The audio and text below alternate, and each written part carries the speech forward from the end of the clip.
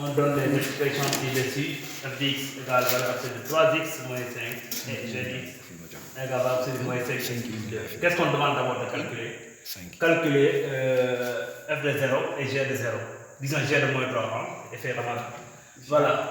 Donc pour la première question, calculons 2 points f de 0. Quand on dit f de 0, ça dit que le x on le remplace par 0. Alors, f de 0 est égal à valeur absolue de 3 facteur de 0 moins 5. Est égal à valeur absolue de moins 5. Alors, valeur absolue de moins 5, c'est-à-dire f de 0 est égal à valeur absolue de moins 5. Et si on enlève le symbole de la valeur absolue, est égal à 5. Parce qu'on a dit que toujours la valeur absolue d'un nombre est toujours positive. N'est-ce pas?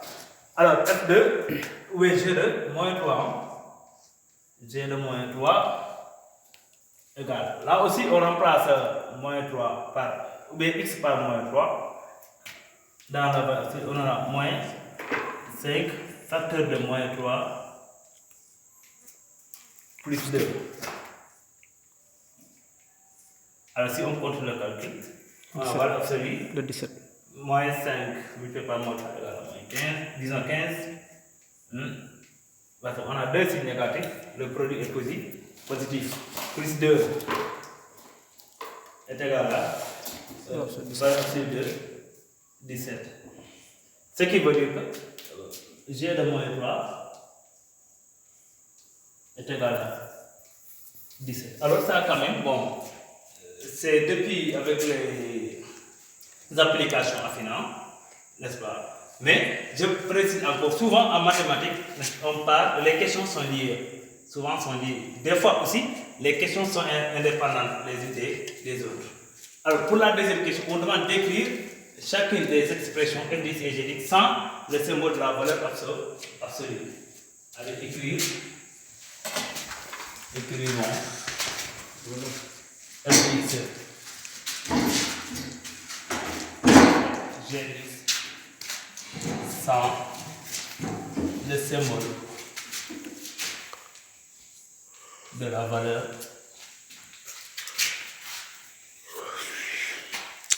absolue. Alors, on a g f de x est égal à la valeur absolue de 3x moins 5. Alors, si on veut enlever la valeur absolue, il y a deux conditions par exemple, est égal, on dit 3x moins 5 ou moins 3x moins 5. N'est-ce pas? Alors, nous avons ces deux conditions. Alors, ici, c'est dans le cas où l'élément est supérieur à 0. Ici, c'est dans le cas où l'élément est inférieur à 0. Donc, il faut que x soit supérieur à 5 tiers. Là aussi, il faut que x soit inférieur à 5 tiers. N'est-ce pas? Donc, on peut trouver si, par exemple, 3x moins 5 supérieur à 0.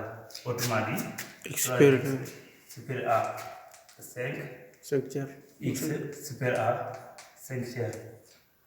Voilà, si 3x moins 5 inférieur à 0, inférieur à 1, 3x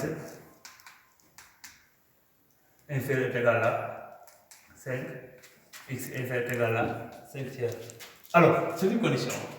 Voilà, là on a écrit f de x égale, on l'a écrit sans le symbole de la valeur absolue. Pourquoi? Il faut comprendre, souvent on peut dire f de x par exemple, est égal à a, valeur absolue de a. Donc il y a les conditions égale à a ou moins a. Si a supérieur égal à 0, si a inférieur égal à 0. Alors le a ici, c'est 3x moins 5 qui est égal à a. N'est-ce pas? Le 3x moins 5 est égal à a. C'est x supérieur à 0. Si? Où ça? Ok. Voilà. Alors, donc on a f de x. On a ça. Pour le g de x aussi, c'est la même chose, non?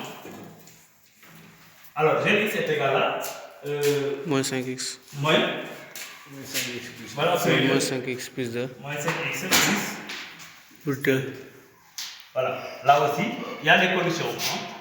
La plate égale moins 5x plus 2 si 5x plus 2 supérieur égale à 0.